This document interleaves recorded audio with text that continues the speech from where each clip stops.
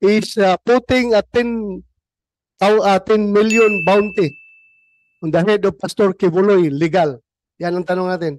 Thank you, Mr. Chair. Go ahead. First Yeah. of all, let's just make a distinction between the term bounty and the term reward. Okay, reward. This is a Reward. reward, not a bounty. A bounty is for people who should be arrested because they are convicts of a crime or they have outstanding warrants of arrest.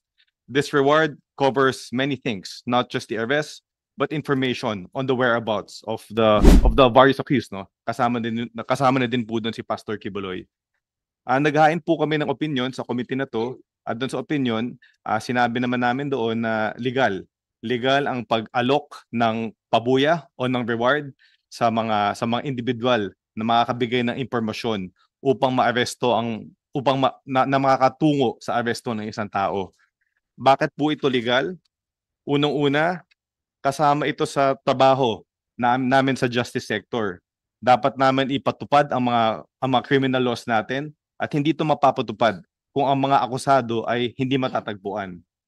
Bukod doon, maliwanag naman sa ating sistema na hindi bawal ang pabuya para mahanap ang isang akusado at madala sa husgado ang isang akusado.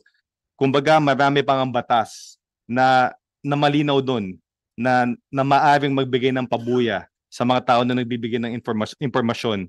Kasama dito ang National Internal Revenue Code, ang Customs Modernization Act, ang Comprehensive Dangerous Drugs Act. At di namin na-cite sa aming opinion, kasama din ng Anti-Terror Act dito. So kumbaga, hindi lang bawal magbigay ng pabuya. May mga batas talaga tayo na nagsasabi na maaari magbigay ng pabuya. Okay, next question. Kung ang pabuya, how about the source of the reward? Legal ba na manggagaling sa mga private individuals or it should come from government funds? Wala namang distinction sa mga batas natin sa source, no? Sa source ng pera na magagamit bilang pabuya. At kumbaga ang mga pribadong mamamayan, may role din sila sa ating justice sector.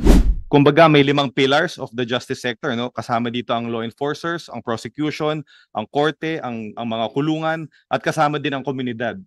At nasa interest din ng ating mga mamamayan na maipatupad ang ating mga criminal laws. So para sa amin sa Department of Justice, wala pong masama kung magaling sa mga pribadong individual ang salapi na gagamitin para sa pabuya.